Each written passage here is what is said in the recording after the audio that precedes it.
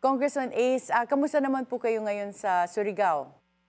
Okay. No, we're busy in our efforts to campaign, and we're moving from one town to another, and continuously sharing our platforms of government to our people here in Surigao.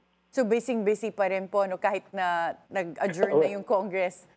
Yeah, medyo busy dahil it's election season, and people are actually expecting to see what the candidates had to offer. So ikot lang kami ng ikot, continuously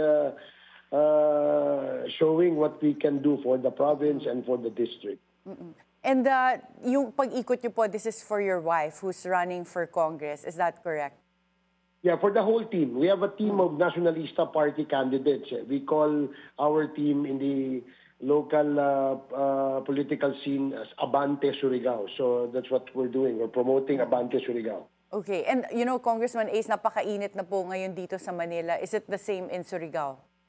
No, baliktad. While mainit na mainit dyan, dito naman ay tuloy-tuloy ang ulan. Okay. O so para dun pala sa mga gustong mag-escape sa init, they should consider going to Surigao. Oh yeah, if they want to experience continuous rain for a week without sunshine, they can come to Surigao or any province in Caraga. And then let's go po to this case that was filed against you just yesterday. So vloggers filed a libel case against you. Can you let us know what your comment is on this? Well, I just found out that there was a case filed against me just yesterday, no? I don't know when they filed it, but sabi ko nga, kasama naman yan eh. Siyempre, takot yan mga yan humarap sa TRICOM. Takot yan mga yan in fact, ang kanilang basis for filing a libel case against me is a pure harassment case, no? Para lang mahinto yung investigation at yung committee hearings ng TRICOM. Again, no, they're saying that tinawag ko raw silang narco-vloggers at pogo vloggers. Totoo.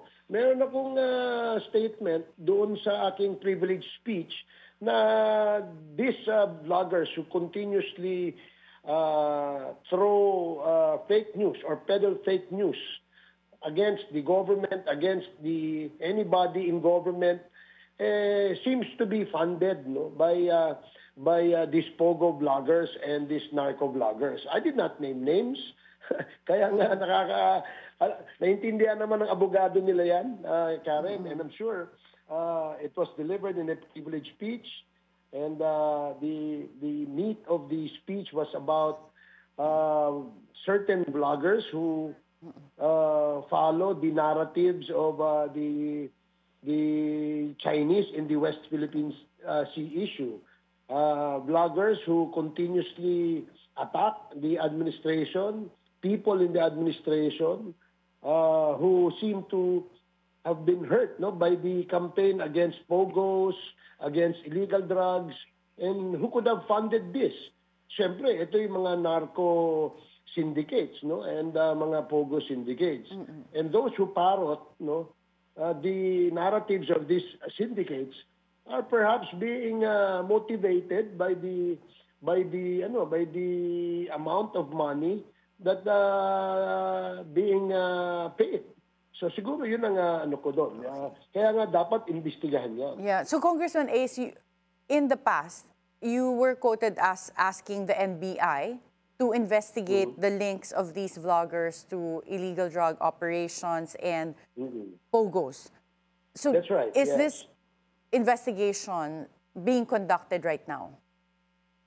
I believe so, Karen, kasi I wrote that letter a few months ago before the start of the TRICOM, when after I delivered several speeches, no, in the context of the social media platforms being abused by some bloggers, no. Kaya nga sabi natin, dapat magkaroon ng code of ethics or code of conduct para hindi ito maabuso at hindi ito magamit para makapanirang puri o bigay ng kaguluhan sa ating bansa. Yun ang objective ng investigation yan. And I'm sure na the NBI is doing their job, no? They're investigating that. Is there any bill or at least technical working group right now in Congress? I know it has been adjourned, but before the adjournment, meron po bang grupo that started already drafting or looking into a law that would address fake news? Yes, I believe so, Karen. In the committee, the tri-committee, we have already started inputting some ideas from those who attended the committee hearings, especially those that came from the academe. May mga ideas kasi sila na dapat gawin ganito ang social media platforms. Magkaroon ng isang regulatory policy or framework nang sa ganun ay masiguro na hindi ito maabuso.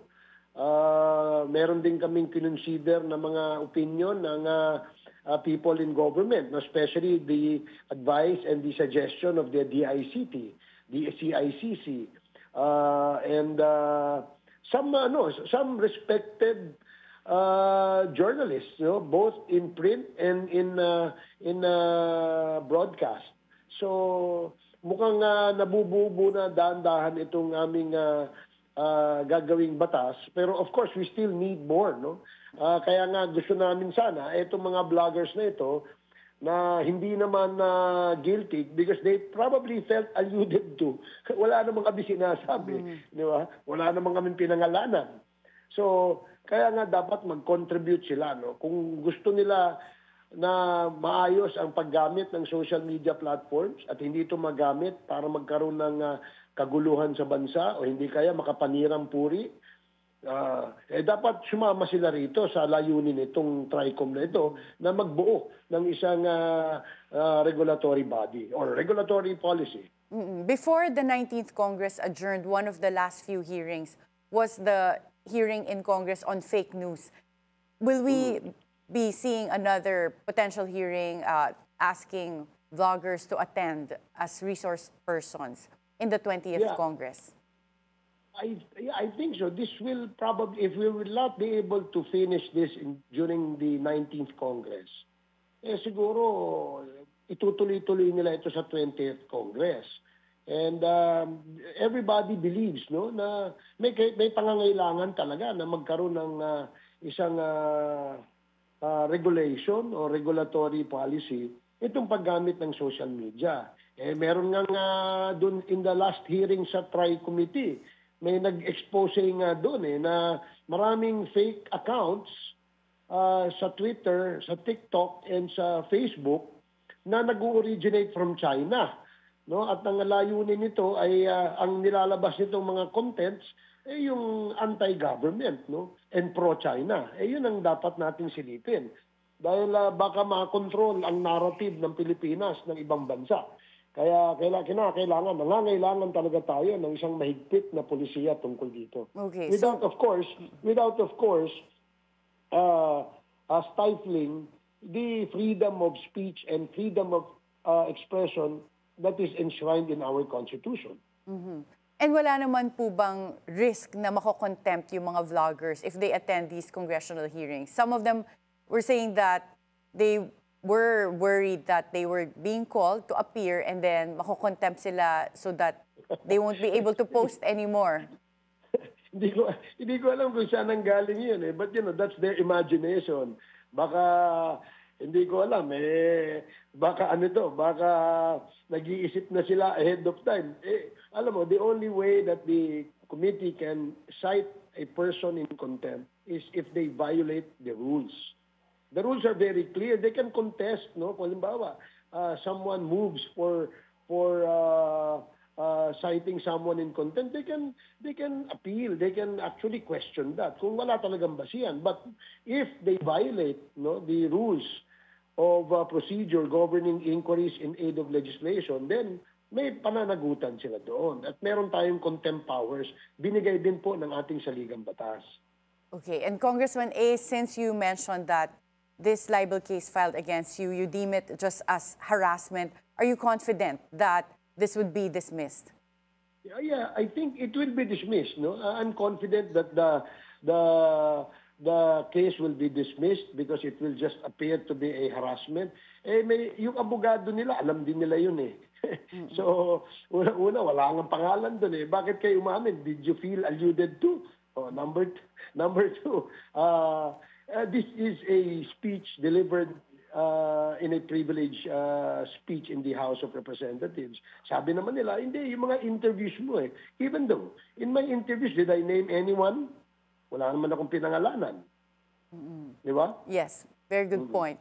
Thank you so much, Congressman Ace Barbers, and good luck po sa pag-ikot ninyo there in Surigao. Yeah, maraming salamat, Attorney Karen. Thank you.